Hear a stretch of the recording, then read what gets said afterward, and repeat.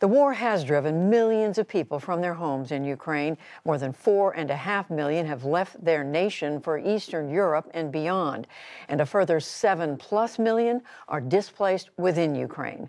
Helping manage this crisis is the United Nations High Commissioner for Refugees, Filippo Grandi. We spoke just a short time ago after he met with top officials at the White House. Filippo Grandi, thank you very much for joining us. Before I ask you about your meetings at the White House, let me just ask you to give us an overall sense of the refugee crisis right now as a result of Russia's invasion of Ukraine. Well, you know that this has been the fastest growing refugee crisis in European history since the Second World War. We're at 4.5 million refugees, without mentioning, of course, the more than 7 million that are refugees inside Ukraine. And what do you expect is next? I mean, based on the people you're talking to. Well, this is exactly what I've been discussing also today here in the National Security Council. I'm meeting the Secretary of State tomorrow. I think the prevalent analysis of the experts is that the war, has moved eastwards. But what I fear as a humanitarian is a protracted conflict that may be perhaps lower intensity and more localized, but will continue to cause untold suffering to millions of people and may cause further displacement. What is needed to take care of these refugees, Mr. Grandi? I mean, how many of them do you think can homes, temporary or permanent, be found for them? And how many are you seriously worried? I know you're worried about all of them, but give us a sense of how many of them do you believe can be taken care of? Well, Europe has done a remarkable job, has established what is called technically temporary protection. This is a quick protection regime for all of them. This has allowed Ukrainians in Europe to spread across the continent, and they usually go where they have communities that can take care of them, their own communities, Ukrainian communities. But clearly, if this wave continues, if more people come out of Ukraine, it will be more and more difficult. So we will have to step up, regular assistance program and maybe more organized burden sharing mechanism. But we're not yet there. If I may say one more thing, where I'm really worried and where I think we must put a lot of the emphasis right now is inside Ukraine, for the displaced people, for all those millions in need, to stabilize the situation there and ensure when they can that they can go back to where they came from. That's the priority right now. So what does that mean in terms of what's needed? Is it money that is needed to go to the Ukrainian authorities? Is it assistance of some other kind? Well, we work very closely with the Ukrainian authorities. When I say we, meaning not just we, UNHCR, but all the humanitarian organizations, because they lead the response clearly in their own country. And money is very important, because one of the most effective ways to assist people, and this is refugees, displaced people, everybody in need, is to give them cash handouts.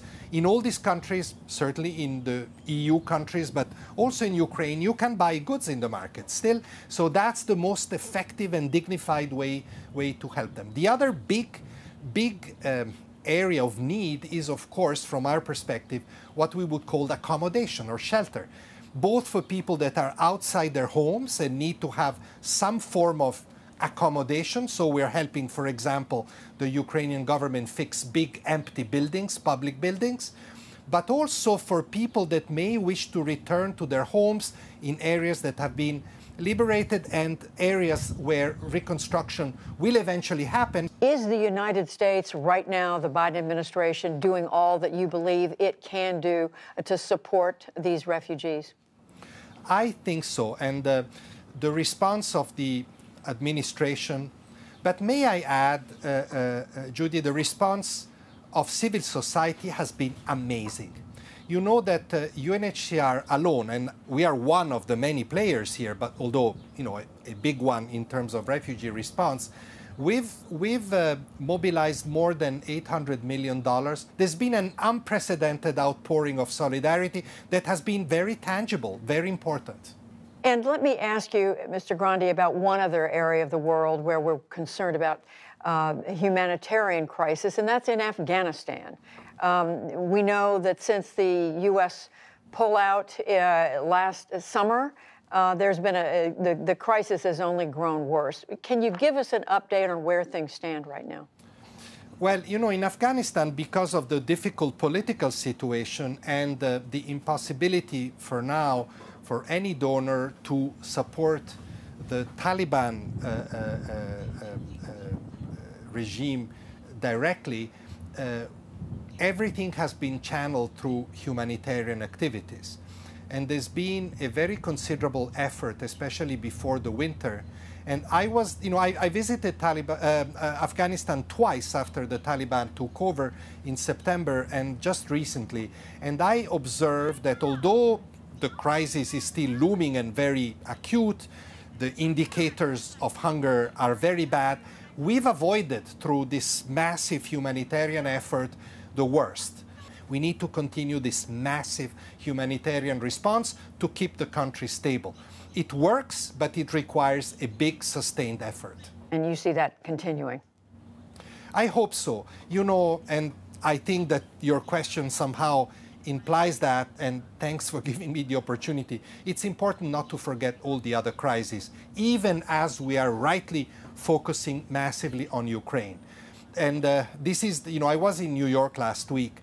I met all the African ambassadors to the United Nations. They're very worried that this big effort to respond to the crisis in Ukraine distracts the international community from solidarity with Afghan countries that also are hit by very, very severe humanitarian crisis. So let's adopt that solidarity for everybody in need. So good to be reminded of that. The United Nations High Commissioner for Refugees, Filippo Grandi, thank you very much. Thanks for inviting me here. Much appreciated.